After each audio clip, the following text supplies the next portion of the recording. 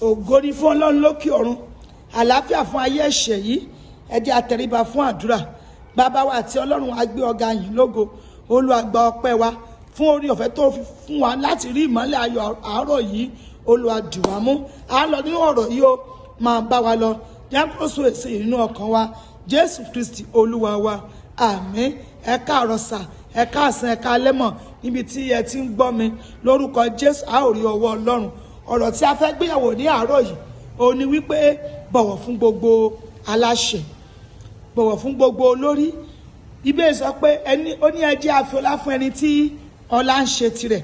Mo wà nínú ìwé Róòmù orí 13 ẹsẹ̀ 1, Romans chapter 13 verse 1 láti máa bẹ̀rẹ̀. Kí olúkúlùkù ọkàn kí ó foríbalẹ̀ fún àwọn aláṣẹ tí ó wà ní ipò gíga, nítorí kò sí àṣẹ kan bí kò sí láti ọ̀dọ̀ Ọlọ́run wá. Àwọn aláṣẹ tí ó sì wá láti ọ̀dọ̀ Ọlọ́run wá ni a ti lànà rẹ̀ wá. Hallelujah.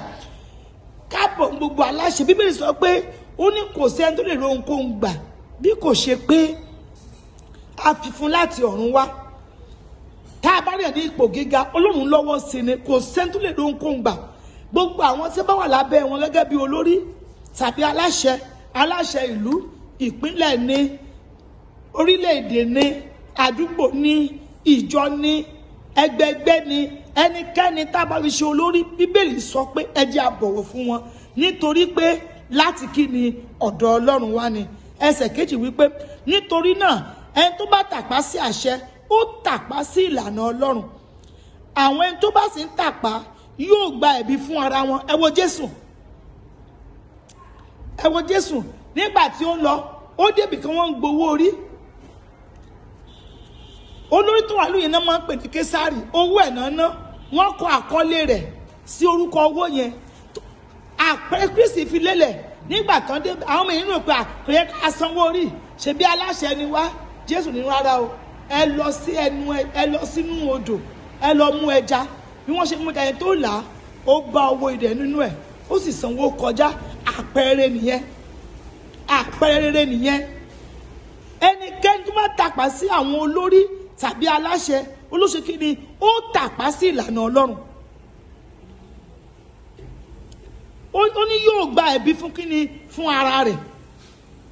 Bó o bá jẹ́ Kìrìsìtẹ́nì àbí ohunkóhun tó jẹ́ níwájú Ọlọ́run, bí o bá ń gbé ní àdúgbò kan, wọ́n bá ní aago 10 ẹ má rìn o, torí pé oṣù wà ní agbègbè àdúgbò yẹn, ṣé kí ni yọ̀ǹda.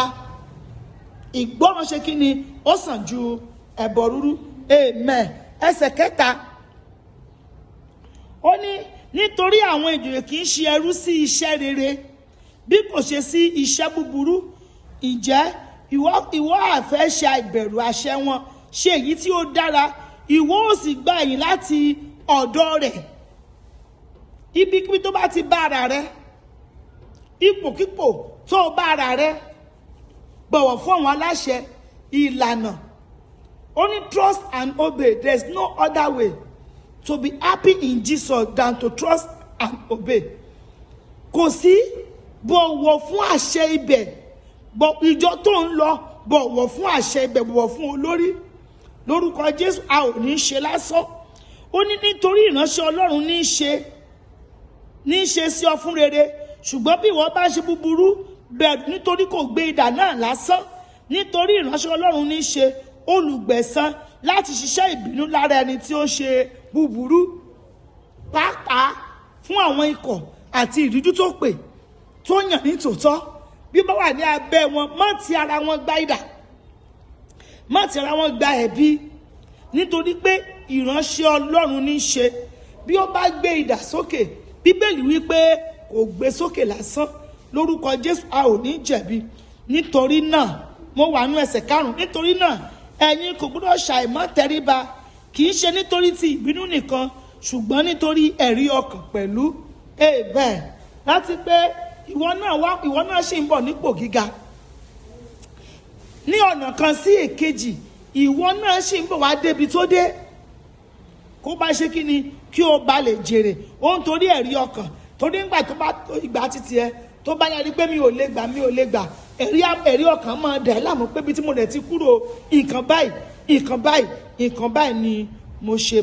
ìkẹfà nítorí ìdí èyí náà ni ó ṣe san owó òde pẹ̀lú nítorí ìránṣẹ́ Ọlọ́run ni wọ́n èyí náà ni wọ́n ń bójútó nígbà gbogbo nítorí náà ni Jésù ṣe kíni tó ṣe san owó òde kò lo ipá kò lo agbára rẹ̀ ohun tẹ́ ẹ̀ ṣe níbí yẹn kí n bá rẹ̀ kọjá láì ṣiṣẹ́ bàbá hàn mi ó yá ó dẹ̀ sanwó fún owó ìdẹ Késárì ó dẹ̀ san lórúkọ Jésù mo gbàdúrà ẹ̀mí ìgbọ́ràn tí a máa fi tẹ̀síwájú nínú ọ̀rọ̀ Ọlọ́run ká máa fi ní ìbẹ̀rù ká máa fi tẹríba ká lè máa ṣe ìfẹ́ Ọlọ́run Olúwa yóò fún mi Olúwa yóò fún ìwọ náà a ó sì yan Ọlọ́run a ó máa gbégbá ọpẹ́ kí Olúwa kó dì wá mú kí ó sì wà pẹ̀lú wa títí di ọ̀sẹ̀ tó ń bọ̀ ẹ jẹ́ àpẹ́ lórí Facebook ní every Tuesday ní dédé aago 9 lórí Akíndélé Doris JP tàbí lórí YouTube or Facebook bákan náà sí Anes Movement Church DPPM OREOFE tàbí Grace Bible School ayọ̀ ni o á dára fún mi dára fún ọ